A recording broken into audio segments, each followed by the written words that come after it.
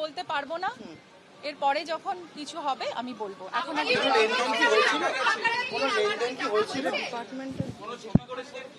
ডিপার্টমেন্টের এই ডিপার্টমেন্ট আর এটা আমাদের ব্যাপার, এখানে কোনো বাইরে আমরা কথা বলতে পারবো না, প্লিজ।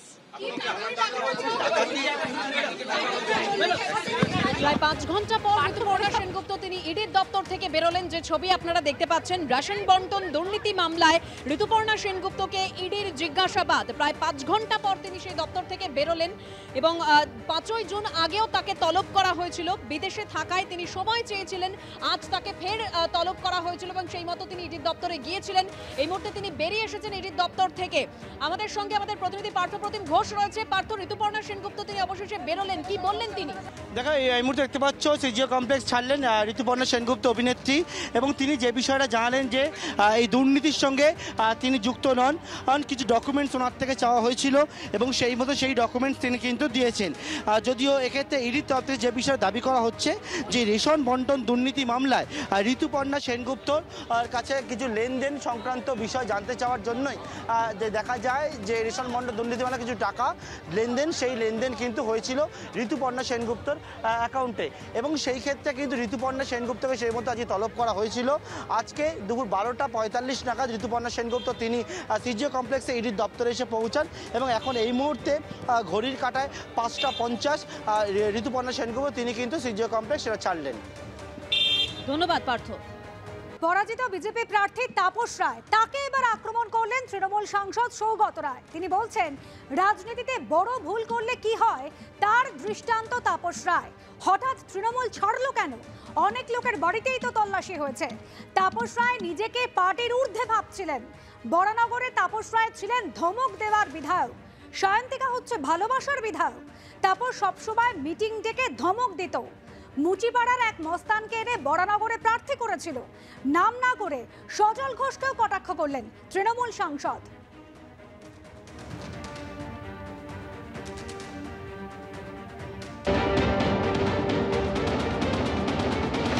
বরানগরে এর আগে তাপস ছিল ধমক দেবার এমএলএ, আর ও হচ্ছে ভালোবাসবার এমএলএ।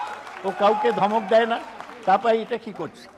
তাপস সব সময় আমি দেখতাম মিটিং ডেকে সবাইকে একবার করে ধমক দিল। এটা এমএলএর কাজ নয়। আমি কোনোদিন কাউকে ধমক দিই না। কেন ধমক দেবে? এরা সব পার্টির কর্মী, কেউ ভুল করতে পারে, তাকে ডেকে আমি বলবো। কিন্তু সব সময় একটা ভয় যায়, তুমি এরকম করেছো কেন? এটা করলে কেউ পার্টি করবে না। আমাদের কেউ পার্টির এমপ্লয়ি নয়, পার্টির কর্মী নয়, কেউ মাইনে করা কর্মচারী নয়। সবাই আসে পার্টিতে ভালোবেসে এবং মমতা ব্যানার্জিকে দেখে আসে। তাদের ধমক দেবার কোনো অধিকার আমাদের আছে বলে মনে হয় না। রাজনীতিতে ভুল করলে কি হয় তার দৃষ্টান্ত তাপস। ভালো ছিল, খাচ্ছিল তাঁতি তাঁত বুনে, কাল হলো তার এঁড়ে গরু কিনে। হঠাৎ ছাড়লো কেন? ওকে কে বলেছে? আমরা বলেছি যে তুমি ছেড়ে দাও। অনেকে কেঁদেছে, তাপস দা যেও না যেও না, অনেকে কেঁদেছে, কিন্তু আমরা তো বলিনি ওকে ছাড়তে। রেড অনেক লোকের হয়েছে, আমি সেটা নাম করে বলতে চাই না। কেউ পার্টি ছাড়েনি, ও পার্টি ছেড়ে দিল। ও ভেবেছিল ও পার্টির চেয়ে বড়। আর কোথা থেকে একটা মুচিপাড়া থেকে একটা মস্তানকে নিয়ে এলো, ভাবলো ওর ইনফ্লুয়েন্স এখান থেকে জিতে যাবে। উনি কতবার কোন কোন দল করেছেন, ছেড়েছেন, সেটা নিজে একটু জানে। ব্যাপারটা হচ্ছে ওনার সঙ্গে বয়সের তফাৎ। আজকে যারা বরানগরে বা দমদমে যারা তৃণমূল করে তারা তো প্রায় নাতি নাতনির বয়সী, তো সুতরাং সেটা তারা জানবে না, সেটা তারা বুঝবে না। উনি যে 3 মাসের জন্য ডেপুটি মিনিস্টার হয়েছিলেন চরণ সিং মন্ত্রিসভায়, উনি কংগ্রেস, কংগ্রেস, কংগ্রেস, কত কংগ্রেস করেছিলেন, এবং তিনি ওকে আটকে ছিলাম তো আমি আর 2-1 মিলে। ও তো তৃণমূল ছেড়ে তো চলে যেতে ছিল।